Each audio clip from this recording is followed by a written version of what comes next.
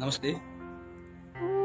आज मैले एउटा पर्स भेटाएको छु र पर्सका साथै यसमा पैसा र ड्राइभिङ लाइसेन्स। यो पर्स मैले जिल्ला भक्तपुर सुनैबारी नगरपालिका 5 सूर्य विनायक चोक स्थित बाटोमा भेटाएको। यो पर्स एकजना काप्रेप्लाञ्चोक मिथिनकोट 4 नम्बरका शिवकुमार श्रेष्ठको रहेको छ।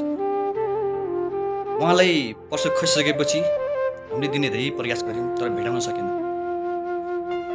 र यो पर्समा नगद 10,130 रुपियाँ सहित उहाँको डकुमेन्ट लाइसेन्स भेटाएको छ। र यो डकुमेन्ट यो पैसा उहाँलाई बुझाउनका लागि चाहिँ हजुरले यो भिडियोलाई जति सक्दो सेयर गरेर उहाँसँग पुर्याइदिनुहुन्छ भन्ने आशा राख्दछु।